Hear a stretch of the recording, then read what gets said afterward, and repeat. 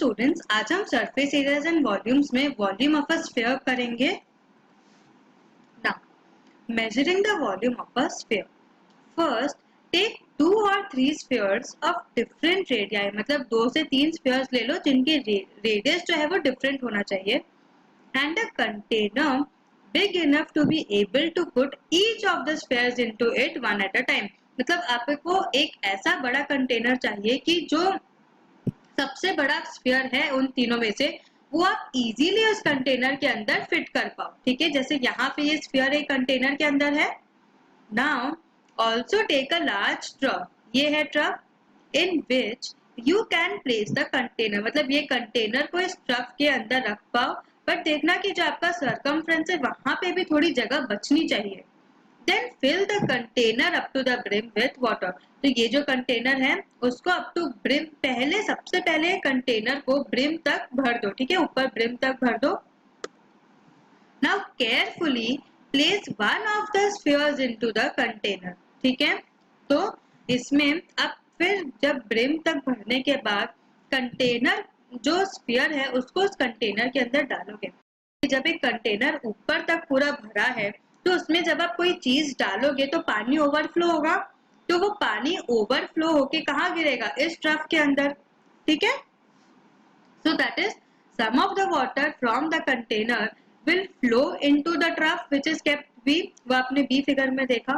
Carefully pour out the water from the trough into a measuring cylinder that is a graduated cylindrical jar, मतलब जो carefully ध्यान से, मतलब बिना बाहर गिराए आपको उस ट्रफ में से जो पानी है उसको आप एक मेजरिंग सिलेंडर में डालोगे एंड मेजर करोगे कि कितना पानी ओवरफ्लो हुआ, क्योंकि वो ट्रफ तो इनिशियली सूखा था, फिर जब पानी ओवरफ्लो हुआ तब जाके वो ट्रफ भरा, तो आपको जानना है कि कितना पानी ओवरफ्लो हुआ। करेक्ट, तो यहाँ पे आप उसको एक सिलेंडर जार में रखोगे एंड उसको मेजर करोगे। ठीक है, तो ये फिगर सी देखो, ये आपने जो ट्रफ का पानी इस मेजरिंग सिलेंडर में डाल दिया। Now suppose the radius of the immersed sphere is r। ठीक है, जो इमर्स्ड स्फीयर था उसका रेडियस r है। You can find the radius by measuring the diameter of the sphere, correct? Then evaluate 4 by 3 pi r cube. Once again, repeat the same procedure with a different size of sphere. 3 sphere से आपने तो अभी तक एक ही sphere डाला और 2 sphere डालना बाकी था, तो आप क्या करोगे? अब same procedure repeat करोगे and different size of the sphere से करोगे। Then evaluate 4 by 3 pi r cube. Once again repeat the same procedure with a different size of sphere. आपने खाली एक ही sphere के साथ किया था, अभी आपको बाकी 2 sphere के साथ भी करना है, तो same procedure repeat करो। Find the radius r of this sphere and then calculate the value of 4 by 3 pi r cube. ठीक है, तो पहले सेम इसी प्रोसीजर की तरह रेडियस ऑफ ढूंढो, फिर उसका कैलकुलेट करो 4 by 3 pi r cube. Now once again this value is nearly equal to the measure of the volume of water displaced or overflowed by the sphere. Obviously जितना पानी overflow हुआ उतना ही पानी trough में होगा, तो जो volume of water in the trough निकालोगे that will be equal to the volume of water overflowed from the container. Correct? So by doing this experiment repeatedly with the spheres of varying radii, we are getting the same result. Obviously क्योंकि यहाँ पे sphere तो related ही नहीं है, यहाँ पे है कि कितना पानी ओवरफ्लो हुआ, ट्रफ में गिरा, आपने ट्रफ का में जो पानी था उसका आपने वॉल्यूम ढूंढा। ठीक है, तो जो volume of water in trough था that is equal to the volume of water overflowed. Correct, यहाँ पे स्फीयर तो कहीं आया ही नहीं, so we get the same result, namely the volume of a sphere is equal to 4 by 3 pi times the cube of its radius. That is volume of a sphere क्या है? That is equal to 4 by 3 times the cube of its radius. So volume of a sphere is equal to 4 by 3 pi r cube when r is the radius of the sphere. So hemisphere क्या होगा?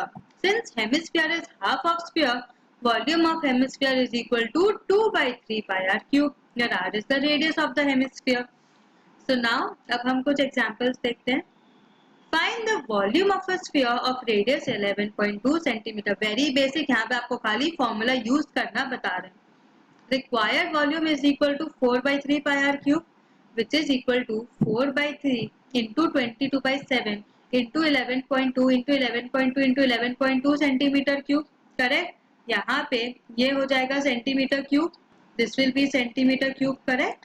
तो जब आप इसको solve क्या मिलेगा 5887.32 centimetre cube. ये जब पूरा सॉल्व करोगे आपको मिलेगा 5887.32 सेंटीमीटर क्यूब, ठीक है। A shot put is a metallic sphere of radius 4.9 centimetre. आपने शॉर्ट पुट गेम खेला होगा, आपको पता है शॉर्ट पुट क्या होता है, वो एक मेटल स्फीयर की तरह होता है तो जिसका रेडियस कितना है 4.9 centimetre. If the density of the metal is 7.8 gram पर सेंटीमीटर क्यूब, अब इस मेटल का आपको डेंसिटी दिया है कितना 7.8 ग्राम पर centimetre cube, you need to find the mass of the shot put, ठीक है। New type important, since the shot put is a solid sphere made of metal and its mass is equal to the product of its volume and density, we need to find the volume of the sphere। समझ आया कि short put क्या है, वो solid sphere है, अंदर से hollow तो होता नहीं है क्योंकि उसमें बहुत वेट होता है। शॉर्ट पुट क्या है, सॉलिड स्फीयर है और उसका मास क्या है, mass of shot put is equal to volume into density. समझ आया, प्रोडक्ट मतलब multiplication. So volume is equal to 4 by 3 pi r cube, that is 4 into 22 by 7 into 4.9 into 4.9 into 4.9, which is equal to 493 centimeter cube nearly. Further, it is given that mass of 1 centimeter cube of metal is equal to 7.8 grams. Therefore, mass of shot put क्या हो जाएगा 7.8 into 493 gram, correct, which is equal to 3845.44 grams or 3.85 kgs. That is approximation, हमने round off किया तो आपको कितना मिला, mass of shot put is equal to 3.85 kgs, ठीक है। Example 19, a hemispherical bowl has a radius of 3.5 centimeter। अब अभी तक में स्फीयर था, अब क्या आया हेमिस्फीयर। याद रखना hemisphere is sphere is 2 times the radius और sphere is 2 times the hemisphere और hemisphere is equal to 1 by 2 the sphere, ठीक है। तो a hemispherical bowl has a radius of 3.5 centimeter. What would be the volume of water it would contain? मतलब कितना पानी volume, कितना पानी का वॉल्यूम होगा जो वो hemispherical bowl contain करेगा, ठीक है। Now the volume of the water the bowl can contain is equal to 2 by 3 pi r cube, correct, क्योंकि ये हेमिस्फीयर है, स्फीयर नहीं है। That is 2 by 3 into 22 by 7 into 3.5 into 3.5 into 3.5 which is equal to 89.8 centimeter cube.